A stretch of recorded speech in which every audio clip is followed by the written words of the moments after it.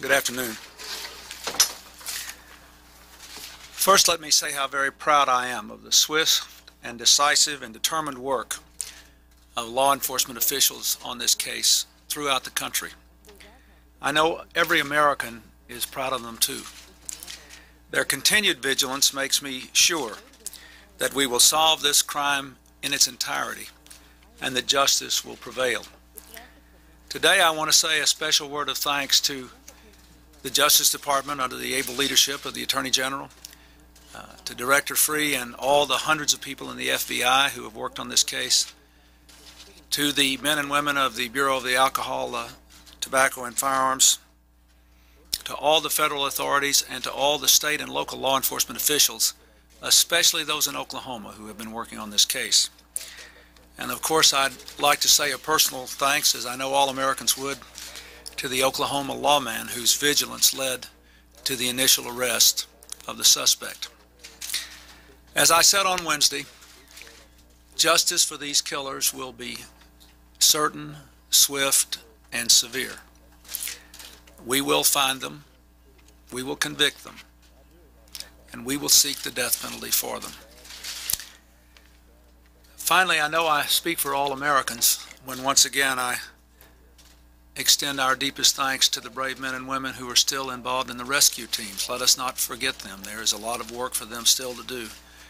It is difficult and it is often heartbreaking now. Our thoughts and prayers that continue to be with the people in Oklahoma City, and let me say again, you will overcome this moment of grief and horror. You will rebuild, and we will be there to work with you until the work is done. President, is there a sense now, sir, that this was not a foreign threat, that this was something from within our own borders? Let me say that I have never, and the Justice Department has never said that it was a foreign threat. But the most important thing that you understand is that even though this is a positive development, this investigation has a lot of work still to be done in it. And therefore it would be wrong to draw any conclusions. There have been lots of twists and turns in this investigation, but I would say to the American people, we should not assume, as I said yesterday, that we should not assume that any people from beyond our borders are involved in it. We should not assume anything except what we know. Any idea about motive, Mr. President? Anything in terms of the one suspect who's been arrested? Feeling about where he was, or who he was, or what he was up to? I would defer with the same comment that the Attorney General and Director Free had on that. We simply must not speculate on that at this time. President, will this prompt the United States or the government to take a new and a tougher look at the white supremacist groups, the hate groups, the militias? Is this going to trigger any kind of crackdown? Let me say that we need to finish this investigation now. We need to focus on this investigation. We need to finish this investigation. We need to finish the rescue. We then need to obviously examine anew, as we will over the next few days, the sufficiency of our efforts in the whole area of terrorism. Maybe it would be helpful, let me just take a few moments to talk about what we have been doing for the last couple of years before the Oklahoma City incident, because I think it is apparent to any observant person that all civilized societies have to be on their guard against terrorism. We have increased the counterterrorism budgets and resources of the FBI and the CIA. We arrested a major terrorist ring in New York before they could consummate their plans to blow up the UN and tunnels in New York City. We retrieved terrorists who fled abroad, as I said on yesterday, from Pakistan, the Philippines, from Egypt, and elsewhere.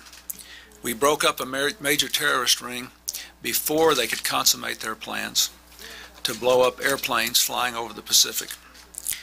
We brought together all the various agencies of the federal government that would be involved in rescue and in response to a terrorist action, and did a comprehensive practice earlier, and some of that work, I think, was seen in the very efficient way that they carried out their work at Oklahoma City. Finally, let me say there's been a lot of activity that the public does not see, most of which I should not comment on, but let me give you one example. There was one recent incident with which I was intimately familiar, which involved a quick and secret deployment of a major United States effort of FBI and FEMA and Public Health Service and Army personnel, because we had a tip of a possible terrorist incident, which thank goodness did not materialize. But we went to the place and we were ready. We were ready to try to prevent it, and if it occurred, we were ready to respond. So we have been on top of this from the beginning. And finally, let me say, I issued the executive order which gives us the ability to try to control funding more strictly, and I have sent counterterrorism legislation to the Hill, which I hope will be acted upon quickly when they return. The way this is coming down, give Americans any reason to feel a little bit more secure that this particular group is not going to carry out something else, or it's not doing it? I think Americans can be secure that our country has able law enforcement officials, that we work together well, that we have prevented terrorist activities from occurring, that obviously every civilized society is at risk of this sort of thing.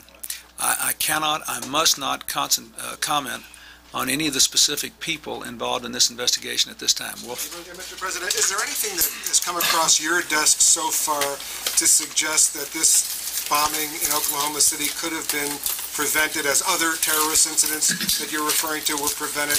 Was there a failure somewhere down the chain of command, someplace that a tip, a clue, a source could have provided information leading to this explosion? I have no evidence to that effect at this time. Mr. President, there's been a loud, constant drumbeat in this country in recent years. The government is the enemy, the government is bad. Given the way this case seems to be pointing, do you think that in any way contributes to what happened in Oklahoma City on Wednesday? I think it's important that we not speculate about the motives, the atmosphere, or anything else until this investigation is completed.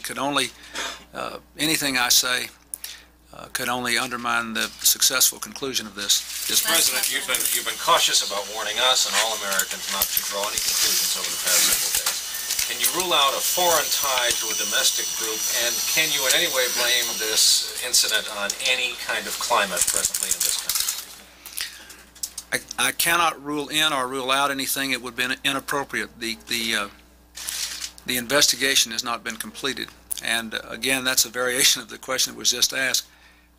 I cannot and I should not characterize this in terms of the climate or anything else at this time. Let us do this investigation.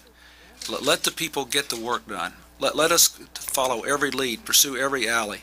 Let's wrap this up so we can see it whole, and then there'll be time for this kind of analysis. I understand why you want to do it. It's perfectly understandable and appropriate, but it's not ripe yet. We have to solve the heinous crime first. Thank you. Mr. President, how about the copycat